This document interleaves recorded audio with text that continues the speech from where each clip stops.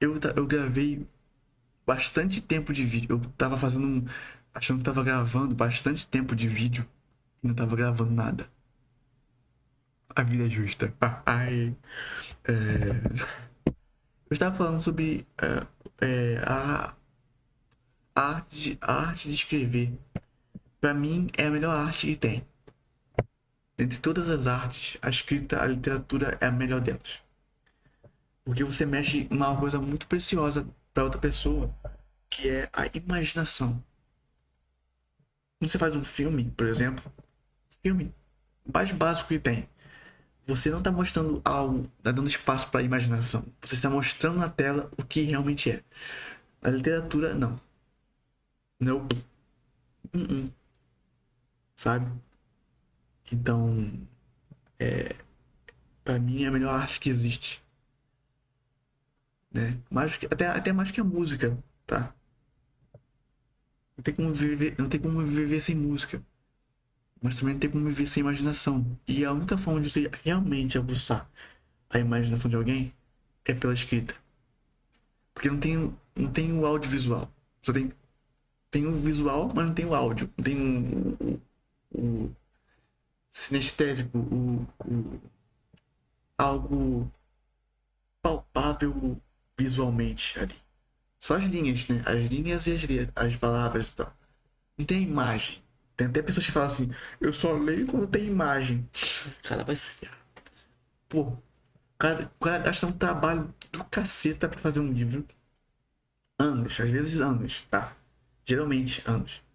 Menos o Stephen King, que ele escreve em 3 meses. É, vai entender. O cara passa entre 3 meses a anos fazendo um livro. Cara, não vou ler porque não tem imagem. Tem imagem no livro. Que não tem imagem, cara? Magia de escrever são as linhas. E a sua imaginação. A fuga da imaginação é a pior morte que existe. Entendeu? Então eu escrevo há 10 anos. Há 10 anos eu escrevo profissionalmente, vai. Quase 10 anos, na verdade. Eu publiquei o primeiro livro em 2015, mas eu tinha botado como eu falei no vídeo aí, no vídeo passado, eu coloquei meu primeiro livro na antiga Saraiva, na plataforma de autopublicação da antiga Saraiva, falecida Saraiva, e 2014. Então eu tenho 10 anos de carreira de escritor. Já tenho uma bagagem suficiente para falar como é ser um escritor, sabe? Tem um escritor que eu gosto muito que é o Tolkien. Tolkien, ele era cristão.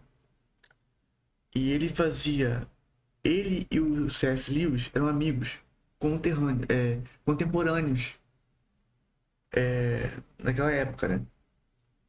O Tolkien, ele tem uma abordagem diferente do C.S. Lewis. O C.S. Lewis, ele faz metáforas com religião, sabe? O Aslan, o Aslan em Nárnia é Jesus. É uma metáfora para Jesus. Tanto que no primeiro filme, por exemplo, acho que segundo conto, ele morre e ressuscita. Né? Tipo, por que será? Por que será que ele ressuscita? Porque ele é uma metáfora, uma alusão a Jesus. Já o Tolkien, ele é um pouquinho diferente. Ele pega valores e aspectos cristãos e aspectos de alguns personagens, por exemplo, Jesus, em alguns personagens, por exemplo, o Aragorn. O Aragorn, ele é uma alusão, vai, tem aspectos do Deus do Antigo Testamento em Aragorn, porque é um Deus guerreiro. Já o Frodo é uma tem aspectos do Deus misericordioso, porque o Frodo é misericordioso com o Gollum, por exemplo. Né? O Gollum trai o Frodo em um momento. E mesmo assim no final da história, né? No final da história, o Frodo não empurra o Gollum. Por exemplo, no filme, tá? No terceiro filme, ele não empurra o Gollum na lava. O próprio Gollum, com a ganância dele, despenca. E isso é uma técnica que o Tolkien criou. Na real, o Tolkien era um gênio porque ele criou uma língua. Ele criou uma linguagem própria só pro livro. Você tem noção disso, velho? Né? Ele criou isso e criou também uma coisa chamada Eucatástrofe. Eucatástrofe é basicamente o triunfo perante as desgraças. No livro só tem desgraça, desgraça, desgraça, guerra, guerra, desgraça, desgraça, desgraça. No final ele triunfa, o bem triunfa. Não vou fazer esse sinal aqui não porque é estranho, tá? Ele triunfa, sabe? Então,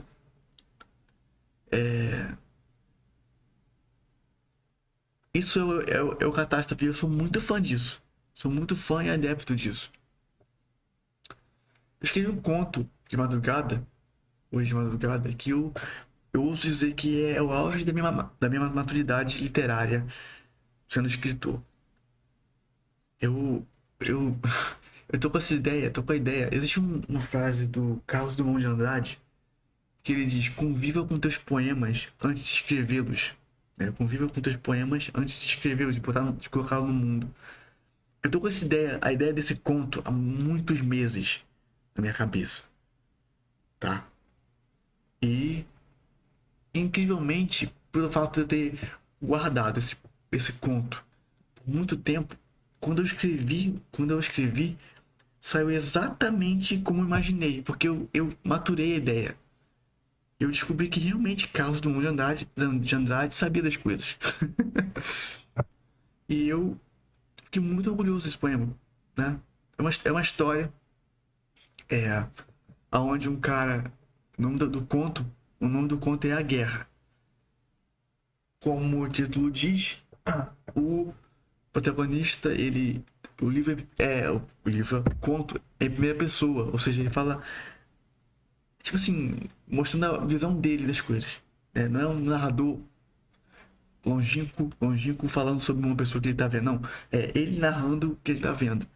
Ele narra os terrores da guerra, ele começa a falar que a guerra é, é, tipo assim, ele tá sem esperança, que ele tá é, impotente na guerra, que ele tá quase correndo em direção à morte, porque ele não sabe se tem garantia, se ele vai estar vivo. Ele vai só narrando o pessimismo latente nele, né? Até que ele tá, assim, aceitando a morte, querendo que as pessoas, é, querendo que as pessoas preservem a sua memória. Assim como uma janela, eu coloquei assim, assim como uma janela fica acesa na madrugada, né? Enquanto todas as outras estão desligadas, sabe? Ele queria que preservasse a memória dele assim, como uma janela ligada numa escuridão. Será que alguém manteria a minha memória acesa numa escuridão? Algo assim. Peraí.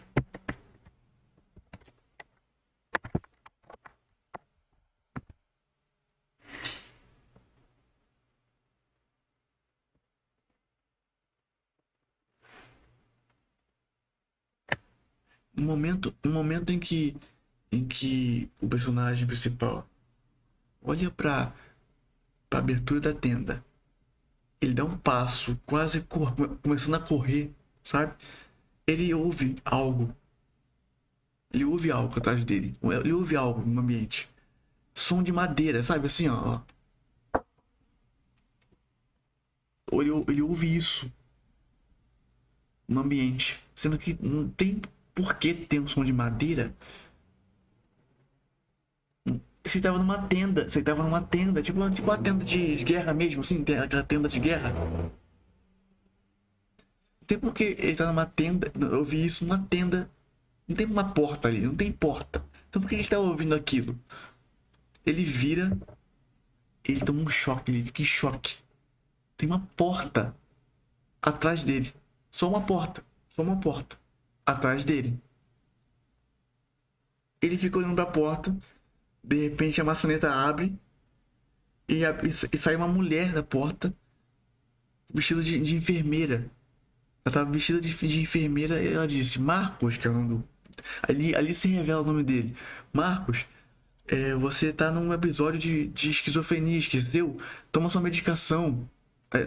Marcos, toma sua medicação. Você tá num episódio de esquizofrenia, esqueceu? Você não pode ficar sem seu remédio. Você não pode ficar sem seu remédio. E ali acaba o conto. Então tem uma eucatástrofe e uma reviravolta. E confesso que eu me orgulhei bastante de ter escrito. Eu gosto de histórias com reviravolta. Especialmente se for uma eucatástrofe. Né? E o que acontece é que hum, tudo aquilo ali, tudo aquilo que o Marcos estava pensando, era fruto da imaginação dele, da cabeça dele. Assim como o Don Quixote, né? Que lutava com um moinho de vento. E essa história foi uma referência ao Don Quixote, tá? Só pra você saber. E eu fiquei muito orgulhoso desse conto. Assim, fiquei muito... Nossa, cara, eu voltei a escrever bem profundamente aqui, porque eu tava com medo de voltar a escrever e ficar um cara raso, escrever de forma rasa e tal. Não, eu fui na profundeza da minha alma pra escrever isso aqui, sabe? Então, tudo era fruto da imaginação dele, da mente enevoada na frente dele, sabe? No momento que a enfermeira abre a porta, é como se a névoa dissipasse e ele visse a realidade. De que não tem uma guerra acontecendo.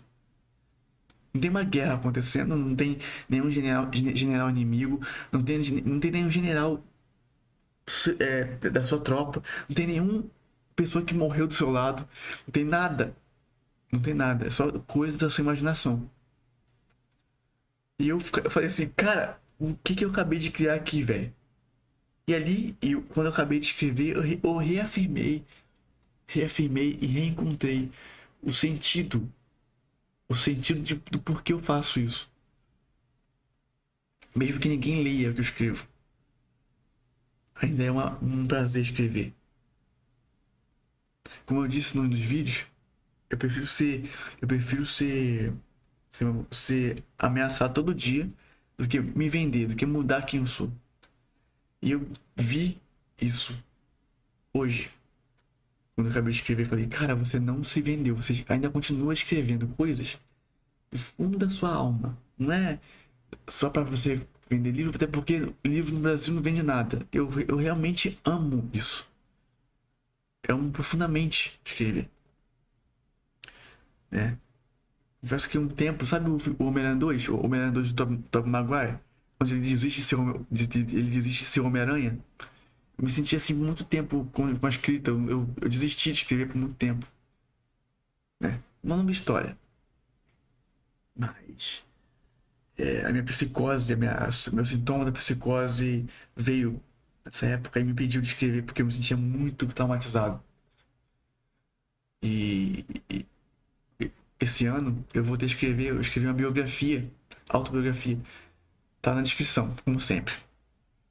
Em todos os vídeos, né? Em todos os vídeos tá na descrição.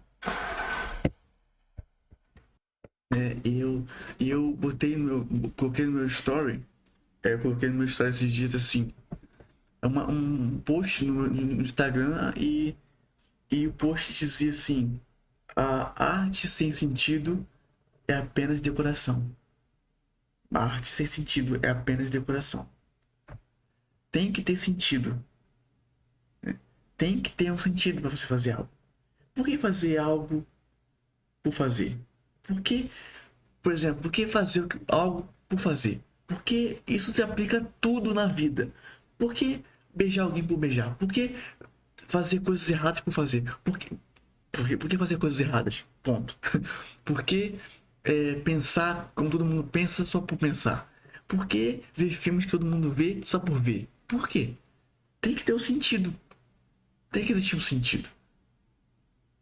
Inclusive, essa é uma das escolas da psicologia. A logoterapia ela busca por sentido das coisas. E eu tô muito nessa linha assim de ter que ter sentido pra fazer. Por exemplo, se eu vou fazer uma tatuagem, tem que ter sentido. Se eu vou fazer um livro, tem que ter um sentido. Se eu vou fazer um desenho, tem que ter algo escondido ali, um sentido. Uma coisa subliminar ali com um sentido. O nome disso é alusão.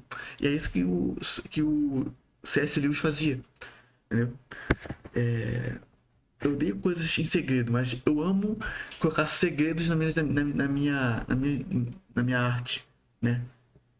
Coisas em segredo sempre vão ser descobertas. Nesse caso aqui, eu uso essa frase, coisas em segredo vão ser descobertas, na arte, né? Já que eu nunca faria isso, é, é, é, é, assim, já que eu nunca faria isso empiricamente, ou seja, no mundo real, né? A transparência, ela é a arma do artista. A transparência. Quer um exemplo? Quer um exemplo?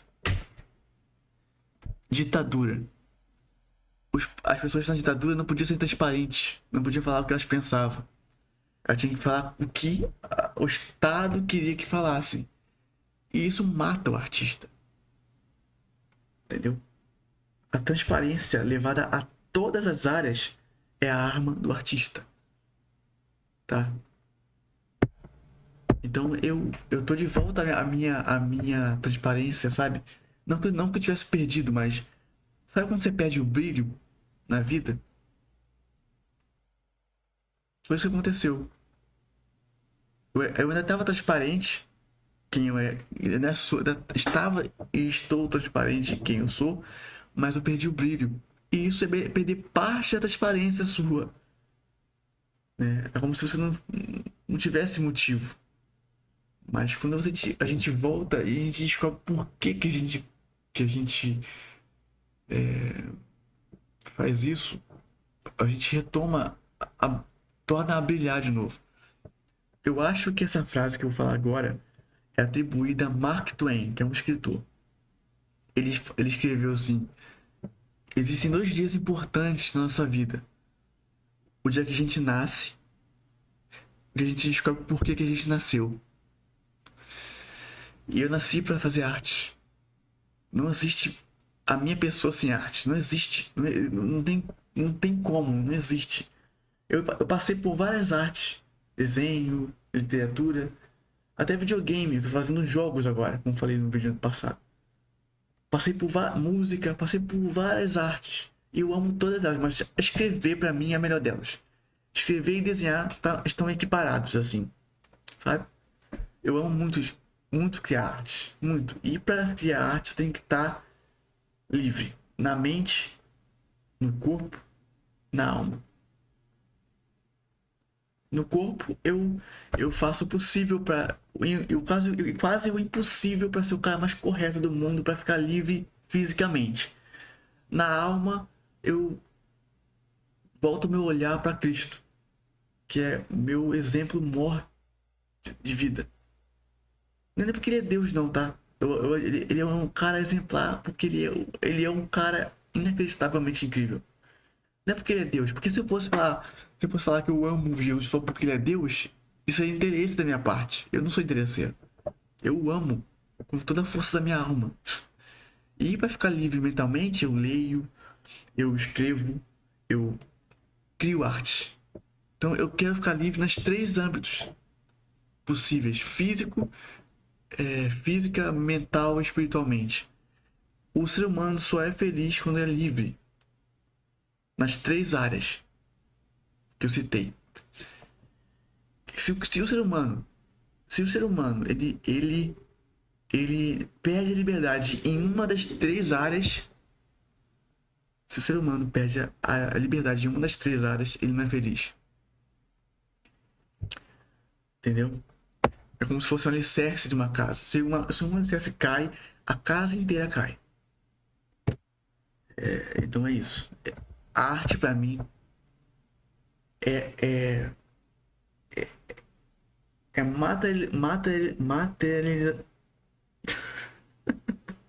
materialização da minha liberdade.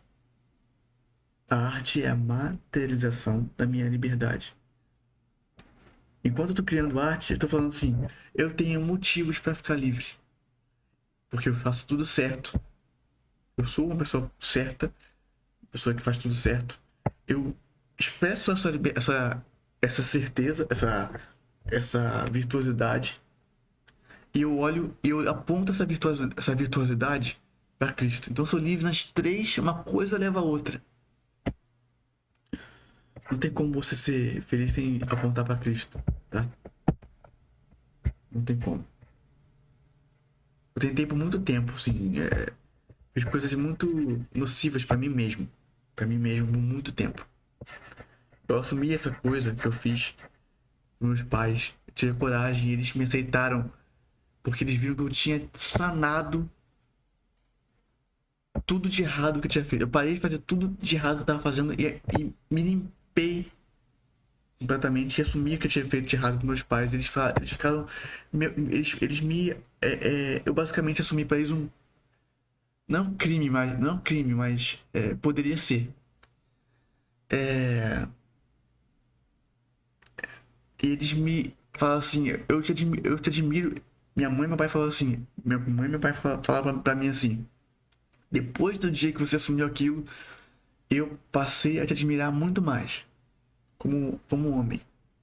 Eu ouvi aquilo e fiquei assim, que legal ouvir isso. Que legal ouvir isso.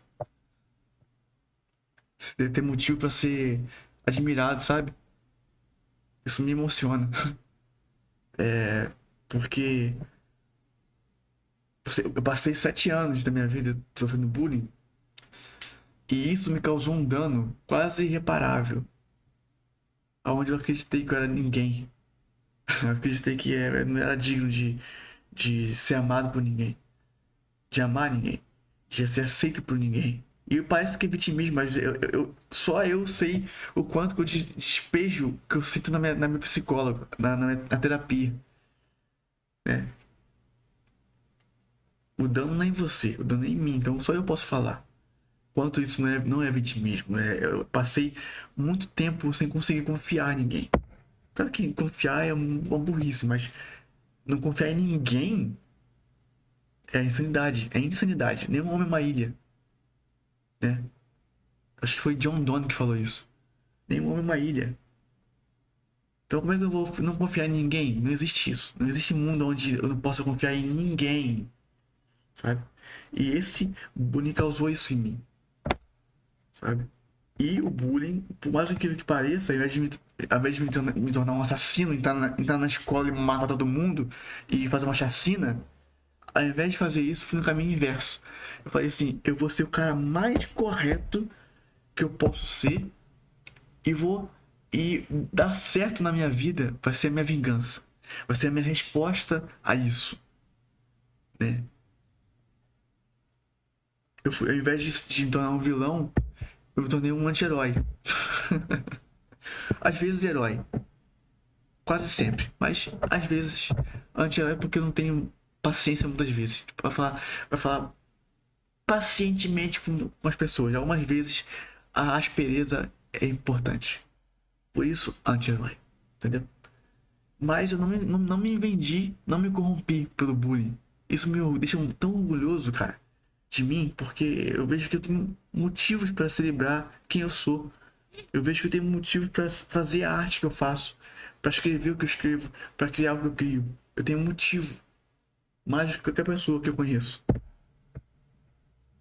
Ainda mais esperando o que eu espero. Quem eu espero, como eu já falei no vídeo passado.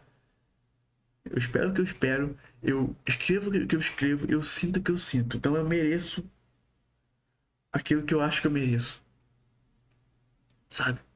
Ou seja, eu mereço ser amado e amar. Na real, amar e ser amado, porque servir o outro é mais importante que ser servido. Então, é o que eu mais espero, o que eu mais. Pelo que eu escrevo. A arte de escrever, a arte de ser transparente com as pessoas.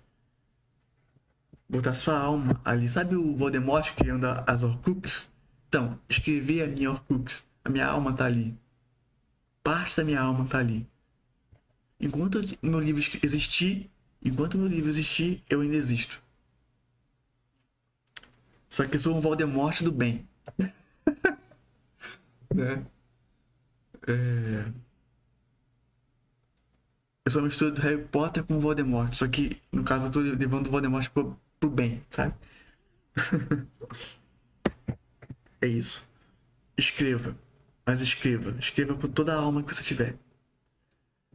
Isso salva a tua vida, assim. Salva da ansiedade. Salva da depressão. Salva da tristeza. Salva da falta de propósito, da falta de sentido. Salva de você mesmo. Escreva sem filtro. E você vai ver o que é viver de verdade. Se gostou do vídeo, dá um like aí. Deus abençoe. E escreva tortamente por linhas certas.